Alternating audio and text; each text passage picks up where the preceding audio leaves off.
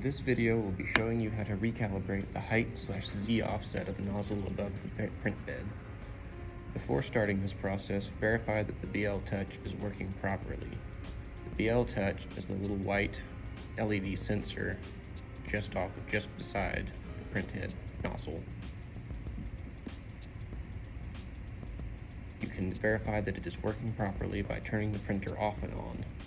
Looking at the BL Touch while it's rebooting, the BL Touch will deploy and retract the white pin to verify that it is working properly.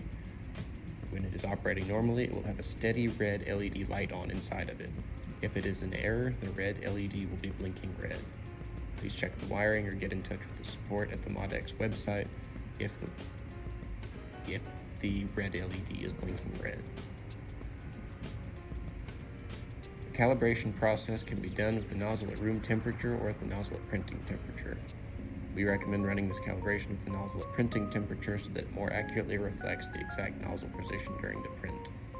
If you change your printing temperature significantly or adjust anything on the hot end, like changing the nozzle or the BL Touch position, you should always rerun your Z offset calibration. The Z offset calibration process can be done with either a folded sheet of printer paper or a thickness gauge. For our example, we'll be using a twice folded piece of printer paper measured at 0.38 millimeters. Before starting this calibration process, make sure there's no filament sticking out at the nozzle or dribbling out of the heated hot end. This can give you inaccurate measurements.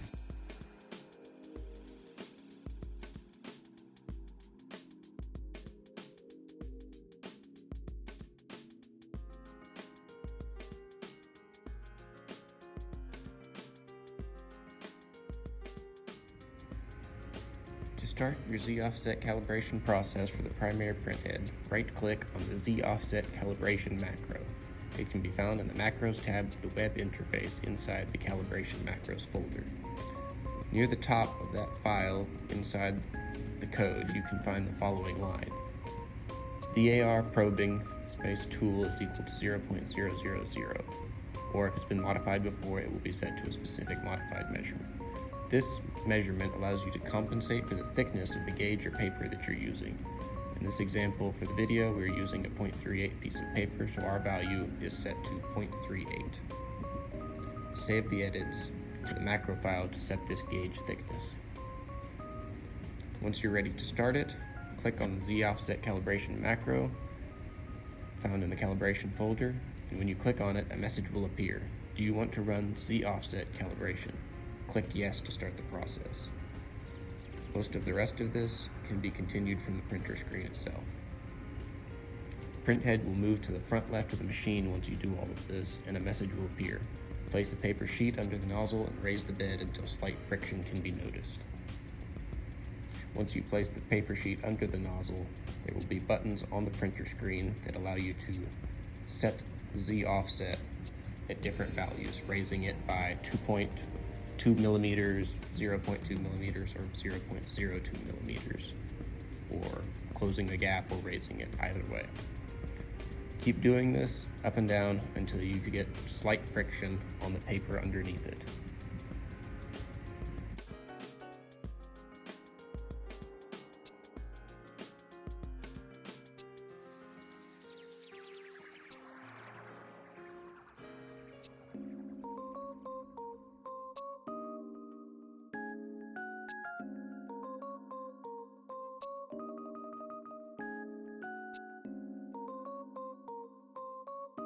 After you've got a good clearance height and slight friction on the paper, remove the paper or gauge and click OK.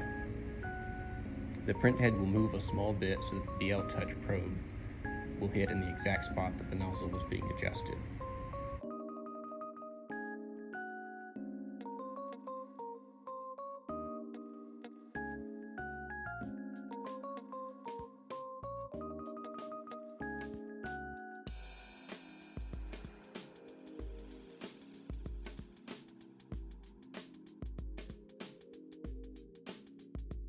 Once the probing is done, you can check the console on the web interface on your laptop for the set values it's given you.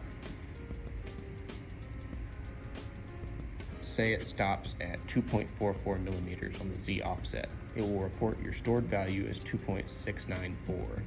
if you were using a 0.25 gauge tool. This is because it adds the thickness of whatever gauge or piece of paper you are using, its measurement, to the overall value to account for it. Usually expect to see values between 1 to 3 millimeters for your Z offset total value. Anything outside this means something has gone very wrong. Return to the probe calibration to fix this. If the value you receive is negative, it means that when deployed, the pin is higher than the nozzle. This will cause an immediate crush of the print head. Return to probe calibration to fix this. If you are running this for the first time, run this a few times in a row. This helps you get a number of values, and they should all be within 0.2 millimeters of each other to be a good, precise measurement.